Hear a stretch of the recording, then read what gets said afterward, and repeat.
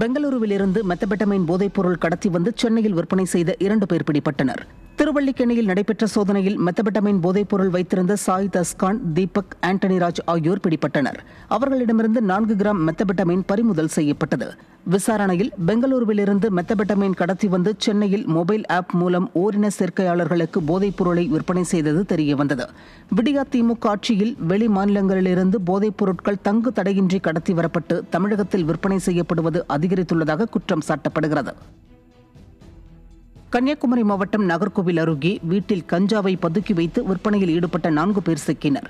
நாகர்கோவில் அடுத்த கோணம் தலவாய்புரம் பகுதியில் உள்ள வீட்டில் நடைபெற்ற சோதனையில் 1.5 கிலோ கஞ்சாவை வைத்திருந்த 4 பேர் பிடிபட்டனர். அவர்களின் வங்கிக் கணக்கு முடக்கப்பட்டது. ஸ்டாலின் ஆட்சியில் இளம் தலைமுறையினரை சீரழிக்கும் போதைப்பொருள் விற்பனை சர்வசாதாரணமாக நடைபெறுவதாக பொதுமக்கள் குற்றம் சாட்டுகின்றனர். அரியலூரில் 1 லட்சம் ரூபாய் மதிப்புடைய 20 கிலோ புகையிலைப் பொருட்கள் கடத்திய 3 பேர் பிடிபட்டனர். மாரியம்மன் கோவில் அருகே இருசக்கர வாகனத்தில் 3 பேர் புகையிலைப் பொருட்களை கடத்திச் சென்றபோது பிடிப்பட்ட நிலையில் அவர்களிடமிருந்து 1 லட்சம் ரூபாய் மதிப்பிலான புகையிலைப் பொருட்கள் பறிமுதல் செய்யப்பட்டது. நிர்வாகத்திறனற்ற ஸ்டாலின் ஆட்சியில் போதைப் பொருட்கள் விற்பனை அதிகரிப்பால் இளைஞர்கள் சீரழிந்து வருவதாகவும் நடவடிக்கை எடுக்க வேண்டிய திமுக அரசும் ஏவல் துறையும் செயலிழந்து விட்டதாகவும் பொதுமக்கள் குற்றம் சாட்டினர். காஞ்சிபுரம் மாவட்டம் ஸ்ரீபெரும்புதூர் அருகே கூலிப் மற்றும் ஹான்ஸ் பொருட்களை பதுக்கி வைத்து விற்பனை செய்து வந்த கடை உரிமையாளர் பிடிபட்டார்.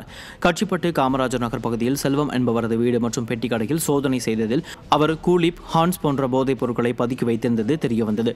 இதையடுத்து போதைப் பொருட்களை விற்பனை செய்த கடை உரிமையாளர் செல்வம் பிடிபட்ட நிலையில் பதுக்கி வைக்கப்பட்டிருந்த சுமார் 11 கிலோ அளவிலான கூலிப், ஹான்ஸ் போன்ற போதைப் பொருட்கள் சிக்கியது. திறனற்ற திமுக ஆட்சியில் போதைப் பொருட்களின் புழக்கம் நாளுக்கு நாள் அதிகரித்து மூளை முடுக்கெல்லாம் போதைப் பொருட்கள் விற்பனையாவதாக பொதுமக்கள் குற்றம் சாட்டியுள்ளனர். திருப்பத்தூர் மாவட்டம் ஜோலார்பேட்டை ரயில் நிலையத்தில் ரயிலில் கஞ்சா கடத்தி வந்த வட மாநில இளைஞர் பிடிபட்டார். ஜோலார்பேட்டை ரயில் நிலையத்திற்கு வந்த ரயிலின் முன்பக்க பெட்டியில் பீகார் மாநிலத்தைச் சேர்ந்த சந்தன்குமார் கேவத் என்பவர் ஒரிசாவிலிருந்து கஞ்சா கடத்தி வந்தது தெரியவந்தது.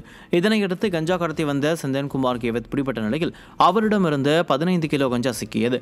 திறனற்ற திமுக ஆட்சியில் வெளி மாநிலங்களிலிருந்து கஞ்சா கடத்தி வருவது தொடர்கதையாகியுள்ளதாகவும் இதை தடுக்க திமுக அரசு எந்த நடவடிக்கையும் எடுக்கவில்லை என பொதுமக்கள் குற்றம் சாட்டியுள்ளனர்.